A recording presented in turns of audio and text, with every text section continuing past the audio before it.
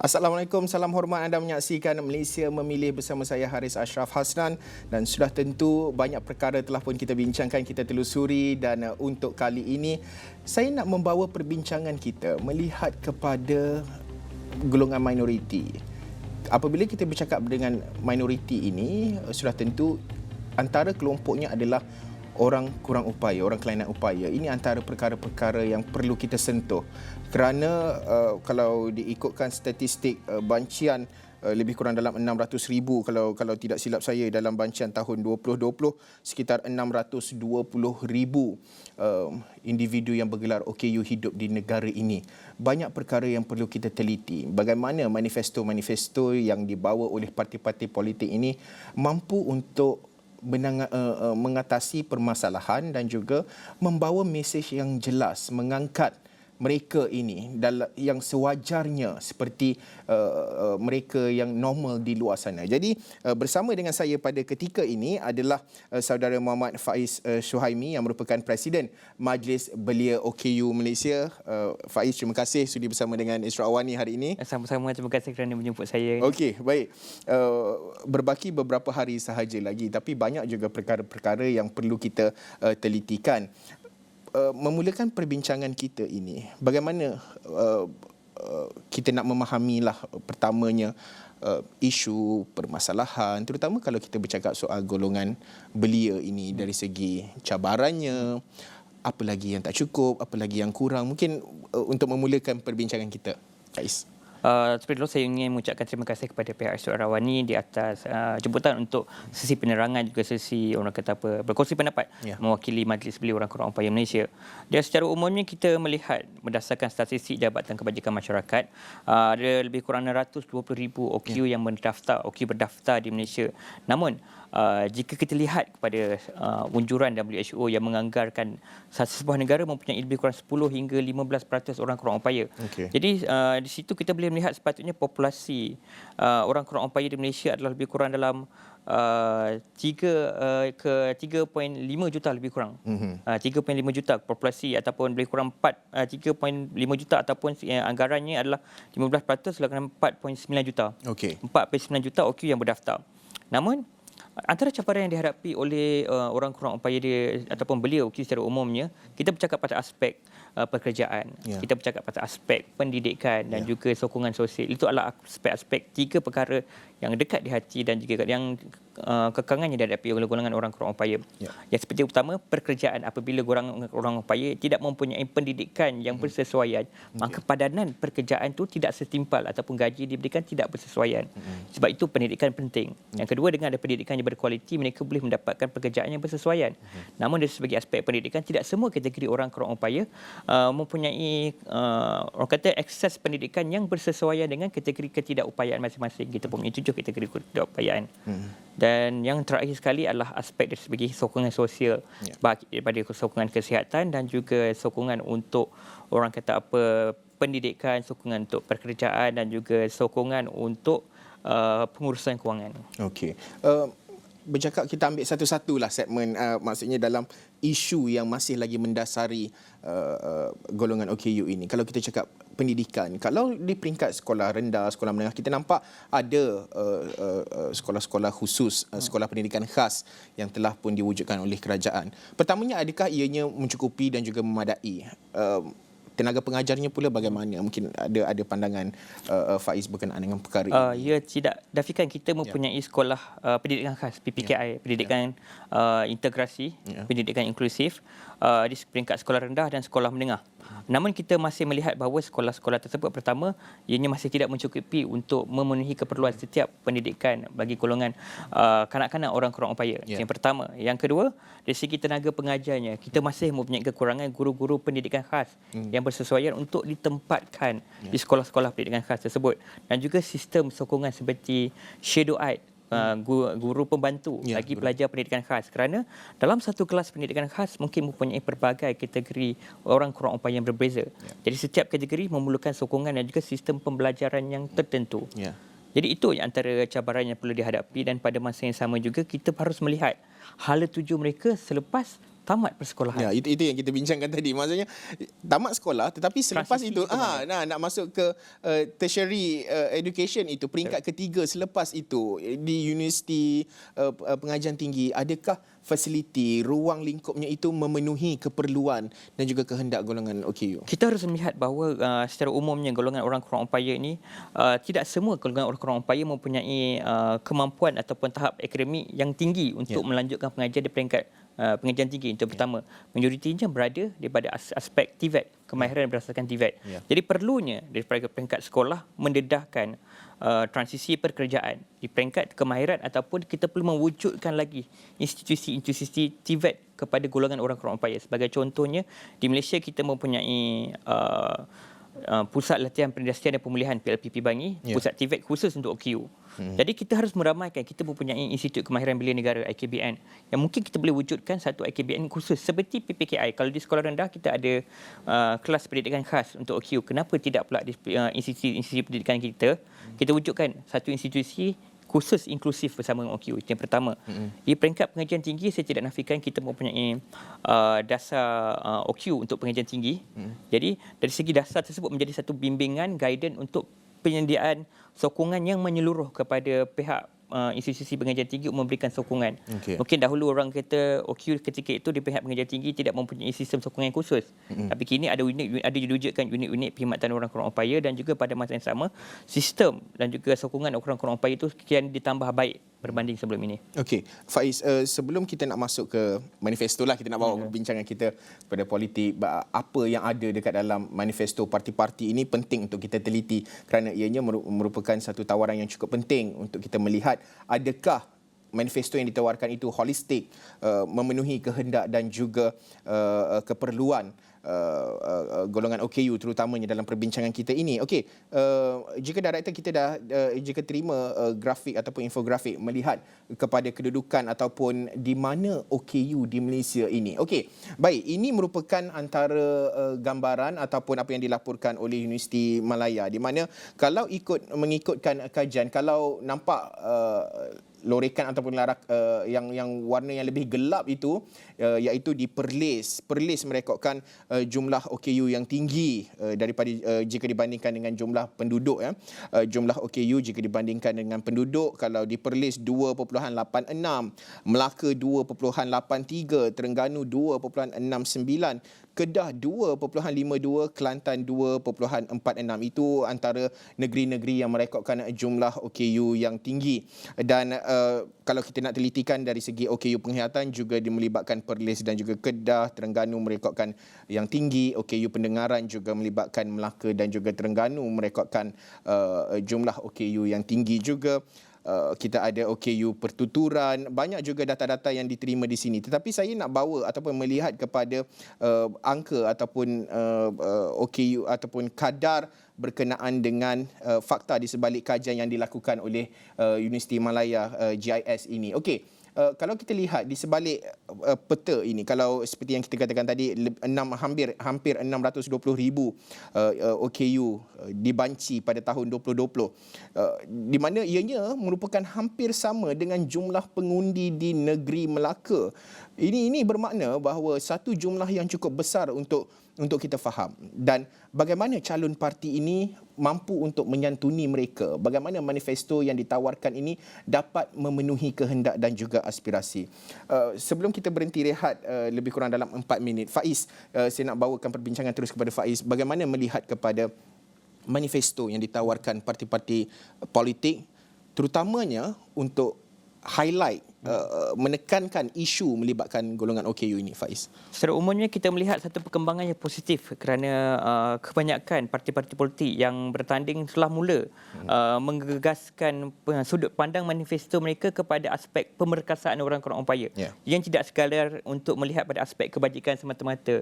Bukan seperti kata untuk menaikkan jumlah allowance tertentu sebagai contohnya, tapi lebih pada fokus menyediakan khidmat sokongan, menyediakan khidmat latihan.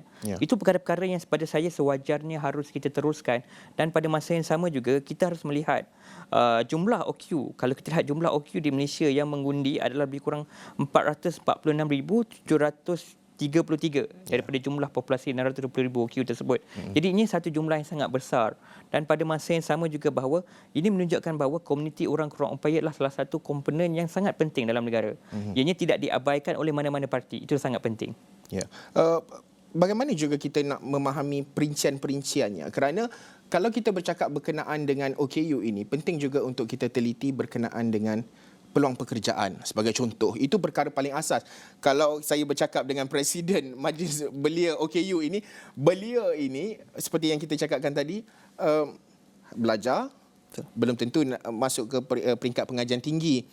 Kemudian katakanlah ke TVET, sambung dalam peringkat TVET. Tetapi peluang pekerjaan selepas itu bagaimana? Adakah masih lagi kalau kita bercakap soal contoh apa, kota, ada ke syarikat yang menetapkan kota? Adakah JLC, JLIC ini memenuhi kota yang ditetapkan untuk lantikan golongan OKU? Pandangan Faiz berkenaan perkara Kalau ini. kita melihat secara umumnya, kita mempunyai beberapa garis panduan ataupun rujukan untuk pekerjaan bagi orang kurang upaya. Pertama, kita mempunyai dasar 1% golongan orang kurang upaya dalam sektor kerajaan daripada tahun 2008 hingga kini. Jadi dasar ini dah lebih kurang 14 tahun dilaksanakan. Dan hanya pada tahun 2021 sehingga 2021, hanya 4 kementerian saja yang memenuhi kuota 1%. Sebagai contohnya Kementerian Pembangunan Wanita, Keluarga dan Masyarakat, KPWKM. Yang kedua, Kementerian Pertahanan. Yang ketiga, Kementerian berkaitan dengan keusahawanan, MIDAK ataupun nama barunya KUSKOP. Baik. Dan itu antara kementerian-kementerian yang mencapai 1%. Dan kita harus melihat sejauh mana adakah kita masih nak kekalkan dasar 1%. Seharusnya dalam tempoh 14 tahun dah ada peningkatan bagi keseluruhan. Sampai bila nak 1%? Betul, itu yang pertama. Yang kedua, kita harus melihat juga daripada aspek orang kata apa, padanan pekerjaan dan juga kemahiran bagi pekerjaan. Kerana apa yang berlaku sekarang adalah seperti situasi yang dihadapi oleh golongan belia upaya dan juga belia OKU di sini, ketidaksepadanan pekerjaan itu. Dari segi graduasi ataupun kemahiran mereka tidak sama dengan padanan pasaran di luar. Jadi itu satu cabaran yang pertama. Adakah kita harus melihat kemahiran-kemahiran dari segi aspek pekerjaan, bulletproof skill yang diperlukan, seperti digital skill di kalangan orang kurang upaya perlu ditambahkan. Itu antara perkara yang harus kita fokuskan juga. Termasuk di aspek upskilling, reskilling dan cross-skilling. Kita tidak boleh melihat bahawa belia orang kurang upaya ini semata-mata daripada lulusan TVET maupun lulusan akademik daripada IPT. Mereka hanya ditawarkan dengan kadar yang ataupun gaji yang tidak bermaruah, tidak sepadan. Atas alasan anda telah menerima allowance pekerja OKU. Jadi ditawarkan gaji bawah RM1,500. Bila tambah dengan allowance pekerja OKU lebih kurang RM2,000 lah, RM1,900. Jadi ini tidak wajar, manipulasi sebegini tidak wajar dan kita harus melihat bahawa pekerja sebagai individu orang kurang upaya mereka mempunyai hak untuk bekerja. Yang pertama. Dan yang kedua, kita harus melihat bahawa apakah skim-skim latihan yang harus kita berikan kepada mereka seawal mungkin daripada peringkat sekolah ke peringkat pengajian tinggi, supaya apabila mereka tamat pengajian mereka, mereka bukan saja mempunyai kemahiran dari segi aspek akademik, bahkan kemahiran sosial dan juga soft skill yang boleh membolehkan mereka survive dalam keadaan pasaran pekerjaan yang kita tidak menentu. Okey. Penting untuk parti-parti politik dengar apa yang dinyatakan oleh Faiz. Ini satu perkara yang cukup penting untuk kita teliti. Banyak lagi kita nak bualkan selepas ini. Kita nak berhenti rehat seketika. Malaysia Memilih akan bersambung selepas ini.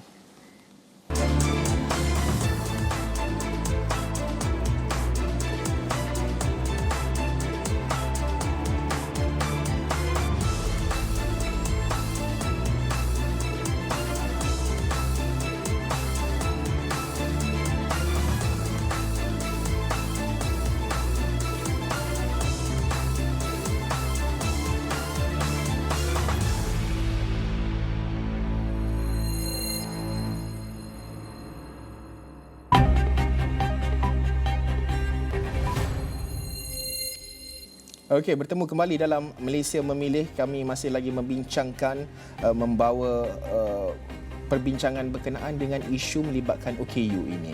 Di mana golongan OKU di dalam manifesto yang ditawarkan oleh parti-parti politik. Masih lagi bersama dengan saya, Muhammad Faiz Syuhaimi, yang merupakan Presiden Majlis Belia OKU Malaysia. Bercakap soal dasar lah. Kita lihat on paper selalunya kita nampak cantik. Banyak je dasar-dasar yang dibentangkan. Tetapi dari segi pelaksanaan itu bagaimana? Kerana macam kita cakap tadi, contoh macam kota, sampai bila kementerian nak menetapkan kota 1% untuk OKU bekerja di dalam kementerian, itu satu. Kemudian kita nak melihat lagi apa lagi ke hadapan nak meningkatkan, memperkasakan golongan OKU ini, jabatan tenaga kerja, jabatan OKU dan sebagainya. Apa yang boleh kita faham berkenaan dengan lanskap urus tadbir dan juga memperkasakan golongan OKU ini? Ya. Pertama sekali kita tidak nafikan bahawa di peringkat pentadbiran ataupun pelaksanaan sokongan bagi orang kurang upaya, kita punya pelbagai dasar-dasar untuk pembangunan orang kurang upaya, daripada dasar 1%, kita ada juga zero digit polisi bagi OQ di peringkat pendidikan, dan pelbagai dasar-dasar yang lain yang fokusnya adalah untuk menyokong perkembangan dan juga pembangunan orang kurang upaya. Namun pada masa yang sama kita harus melihat bahawa sejauh mana dasar tersebut dapat diimplementasikan, dapat dilaksanakan dan juga dapat dipantau dan juga dilaporkan, itu perkara yang sangat penting. Jadi adalah sangat penting sebagai contohnya sebagai stakeholder sama ada di peringkat kerajaan maupun peringkat parti, apabila mereka melakukan sesuatu manifesto maupun melakukan satu cadangan, perlu mendapatkan sudut pandang daripada golongan orang kurang upaya. Kalau kita kenamakan, tanya OQ dulu apa nak dilaksanakan. Jadi apabila mereka bertanya kepada kumpulan sasar, maka pelaksanaan tersebut lebih membumi, lebih terkena dengan apa keperluan masing-masing. Sebagai contohnya, kita melihat kita telah mempunyai Pelan Tindakan Orang Kurang Upaya, Pelan Tindakan Orang Kurang Upaya 2016 hingga 2022. Jadi sewajarnya pelaksanaan ataupun manifesto-manifesto yang digaraskan oleh pelbagai parti politik juga mengambil sudut pandang dasar dan polisi-polisi yang telah wujud untuk memastikan kelangsungan, keberkesanan itu berterusan. Itu yang pertama. Pada masa yang kedua juga adalah kita perlu mewujudkan satu jaringan komunikasi yang menyeluruh di kalangan, pertama, di agensi kerajaan, yang kedua, pertubuhan-pertubuhan bukan kerajaan. Kerana feedback ataupun maklum balas daripada agensi dan juga pertubuhan bukan kerajaan ini membolehkan kita menilai keberkesanan pelaksanaan kita. Kalau kita, macam saya cakap tadi, ada dasar 1% bagi golongan orang kurang upaya. 2008, 2014. Feedback daripada NGO OQ dan juga komuniti OQ itu berapa? Adakah kita setuju 1% itu kekal lagi dalam tempoh 14 tahun? 14 tahun. Tapi kita nak tambah lagi 6 tahun, cukup 20 tahun? Okey, kita revise. Itu yang pertama. Yang kedua, kita juga mempunyai Akta Orang Kurang Upaya. Akta Orang Kurang Upaya. Namun di peringkat komuniti orang kurang upaya, kita melihat bahawa Akta Orang Upaya itu perlu ditambah baik, perlu diperkasakan sebagai satu akta yang melindungi orang kurang upaya, kerana Akta Orang Kurang Upaya dilihat sebagai akta yang tidak bertaring. Tidak ada perincian tapi tidak ada pelaksanaan dari segi hukuman. Jadi penambahbaikan tersebut dari segi akta perlu diberikan penekanan oleh pihak kerajaan dan juga pelbagai parti. Bercakap juga soal OKU dan juga pemerkasaan OKU ini. Moving forward, menuju ke hadapan, dan juga setelah meneliti manifesto-manifesto yang dibentangkan ini, secara jujurnya Faiz berpuas hati dengan cadangan mereka ini? Pertama sekali, bila kita bercakap pasal isu orang kurang upaya, ia adalah salah satu komponen besar bersama dengan masyarakat. Walaupun kita kata OQ ni lebih kurang 620,000 je yang berdaftar. Daripada berbanding dengan populasi Malaysia, kalau unjurannya sepatutnya 4.9 juta. OQ harusnya mendaftar. Itu yang pertama. Dan semua komponen masyarakat mesti mereka mahukan setiap isu-isu mereka dimasukkan. Dan kalau kita melihat daripada pembentangan manifesto daripada pelbagai parti-parti politik yang memfokuskan pada isu orang kurang upaya, yang pertama, kita melihat bahawa setiap parti menekankan peri pentingnya OQ dalam manifesto dan OQ dalam penglibatan negara. Itu yang sangat penting. Yang kedua, kita melihat bahawa apabila setiap parti mewujudkan sudut pandang pada pembangunan, tidak lagi semata-mata kebajikan. Itu sangat penting bagi saya di kalangan komuniti orang kurang upaya. Kita boleh memfokuskan bahawa kita nak spend duit untuk naikkan allowance, ataupun kita boleh fokus pada spend untuk kita memberikan bantuan-bantuan berasaskan tunai. Namun pada masa yang sama, untuk pembangunan kendiri orang kurang upaya itu harus kita highlight, harus kita tekankan. Kalau kita mampu memberikan suntikan injection tunai tertentu kepada golongan orang upaya, adalah lebih baik kalau suntikan tunai itu kita convert dalam bentuk latihan. Sebab itu saya harus melihat cadangan saya supaya kita, pihak kerajaan ataupun parti, untuk mempertimbangkan, parti-parti yang bertanding mempertimbangkan untuk mewujudkan sama ada Yayasan Pembangunan Orang Kurang Upaya ataupun Perbadanan Pembangunan Orang Kurang Upaya. Kita tak sekadar lagi kita tengok orang kurang upaya, kesiannya dia, kita bagi bantuan. Tiap bulan bagi bantuan JKM, bantuan JKM. Bantuan semata-mata. Bantuan semata-mata. So, bentuk-bentuk pembangunan ini pemerkasaan diperlukan ini. Untuk pemerkasaan itu perlu untuk mereka kerana ianya memberikan sikap kemandirian kepada mereka. Mereka mempunyai kekuatan dari segi apabila OQ itu ada pekerjaan, dia ada kekuatan dari segi ekonomi. Mereka boleh bekerja, mereka boleh menyumbang kepada negara, membeli kuasa membeli. Dan juga pada masa yang sama menyumbang kepada masyarakat. Jadi apabila mereka bergantung kepada bentuk-bentuk aspek berasaskan kebajikan, ianya mewujudkan sindrom kebergantungan. Sampai bila-bila kita akan bergantung sepenuhnya kepada apa sahaja bentuk yang diberikan oleh pihak kerajaan dalam bentuk aspek dari segi sokongan kewangan maupun sokongan social support. Okey, perbincangan kita berbaki lebih kurang dalam 6 minit perbincangan ini. Saya nak bawa sikitlah, nak melihat kepada proses pilihan raya lah juga.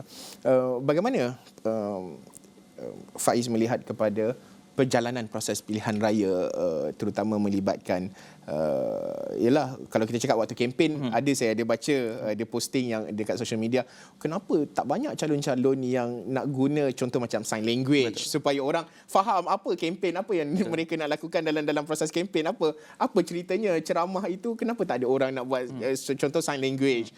Itu pertama. Lepas tu selain daripada bahasa isyarat, fasilitasi, nak membantu, nak pergi pusat mengundi, mudah ke perjalanannya, mungkin Faiz boleh kongsikan sikit. Yang pertama sekali dari segi pemerhatian saya dalam PRU yang ke-15 ni, kita telah nampak kesedaran untuk memberikan akses maklumat tersebut kepada golongan orang kurang upaya. Kita lihat ada parti-parti tertentu dah mula memberikan manifesto mereka dalam bentuk yang mudah diakses. Itu yang paling penting. Sebab kita kata untuk mengundi bukan pada hari pengundian saja. Dalam proses pengundian itu sangat penting. Sebab sebagai pengundi orang kurang upaya, seperti juga pengundi upaya, seperti anda semua, tuan-tuan yang hadir, kita perlukan maklumat. Kita nak tahu siapa yang orang yang kita mengundi. Parti ini memberikan jaminan ataupun apakah perancangan mereka kepada negara. Kita perlu tahu. Begitu juga dengan golongan orang kurang upaya. Jadi apabila maklumat tersebut dalam bentuk yang mudah akses, sebagai contohnya kepada golongan OQ pendengaran, kita mempunyai sehari kata. Video ada sehari kata. Ada pun ada jurubahasa isyarat. Jadi OQ pendengaran boleh tahu, dia boleh ambil maklum. Ini penerangan yang diberikan. Yang kedua, maklumat tersebut dalam laman web yang mudah akses kepada OQ penglihatan. Dan kalau gambar ada captionnya. Saya dah nampak dia orang punya kesedaran tu dah ada. Yang cuma kita harus melihat ini sebagai satu budaya yang diteruskan. Bukan sekadar bermusim. Masa pilihan raya semua orang nak buat penerangan, semua orang nak tarik undi bukan main macam-macam. Tapi bila dah habis lepas proses pengundian, bagaimana kita nak memantau pelaksanaan janji-janji manifesto dan juga orang kata inisiatif itu dapat dipantau. Tapi dengan bentuk hebahan juga perlulah akses. Yang pertama. Kemudian kita melihat juga pada masa yang sama juga bagaimana persiapan di bawah Suruhanjaya Pilihan Raya untuk memastikan pilihan raya ini dapat memenuhi sokongan kepada golongan orang upaya. Saya melihat mungkin dalam keadaan yang terdekat ini, secara umumnya kita tahu bahawa kebanyakan pusat-pusat pengundian adalah pusat bangunan-bangunan lama kerajaan. Sekolah-sekolah yang mungkin tidak mempunyai tandas orang kurang upaya. Kalau kita nak mengundi panjang sangat beratur, nak ke tandas juga.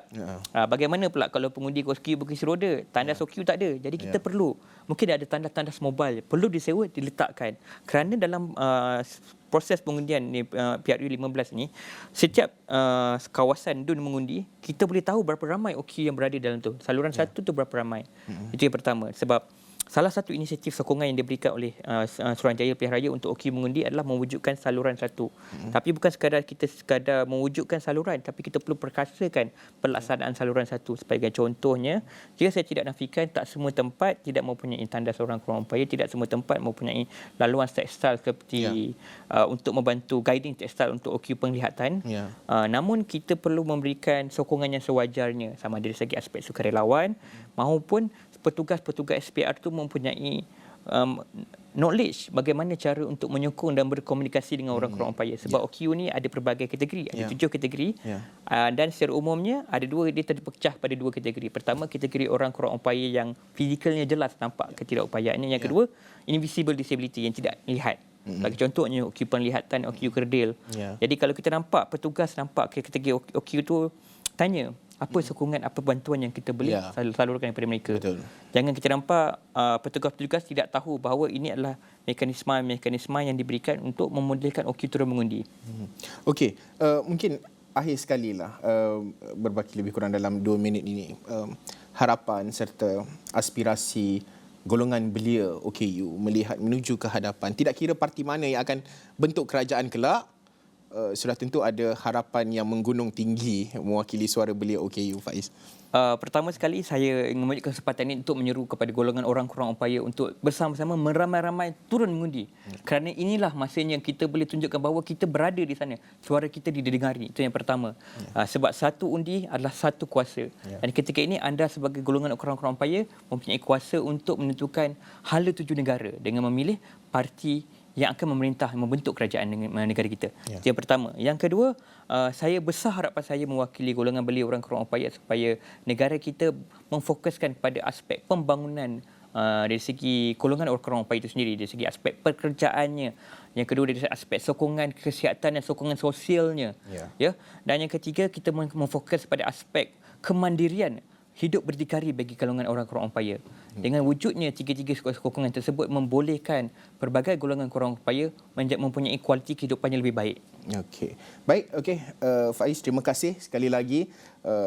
Seronok juga berbual, tak puas rasa macam nak tambah lagi setengah jam. Baik, terima kasih Muhammad Faiz Suhaimi yang merupakan Presiden Majlis Belia OKU Malaysia bercakap soal sudah tentu bagaimana kita untuk memperkasakan OKU, apa yang ada dalam manifesto, adakah ianya memenuhi aspirasi, keperluan, dan sudah tentu parti-parti politik penting untuk dengar. Nak buat dasar, dapatkan stakeholder bersama-sama sekali dalam untuk proses pembuatan dasar itu supaya tak nampak syok sendiri nanti dalam pelaksanaannya, dan juga memastikan pelaksanaannya itu terus capai kepada golongan sasar. Baik, terima kasih sekali lagi Muhammad Faiz Suhaimi, dan sudah tentu di Astro Awani banyak kami akan terus membawakan perkembangan lanjut dari semasa ke semasa berkenaan dengan Malaysia Memilih ini. Sebelum kita akhiri Malaysia Memilih, jangan lupa untuk sertai PRU Trivia di Facebook Live Astro Awani setiap hari hingga 18 November 2022 pada jam 9 malam. Jawab soalan mudah dan anda berpeluang memenangi pakej langganan percuma selama 24 bulan Wi-Fi kencang dari Astro Fiber. Dapatkan Wi-Fi kencang 50 Mbps paling jimat hanya RM99 sebulan. Layari astrofiber.com.my. Sekian sahaja Malaysia Memilih untuk waktu ini. Saya Haris Ashraf Hasnan. Assalamualaikum dan salam hormat. Okey, terima kasih.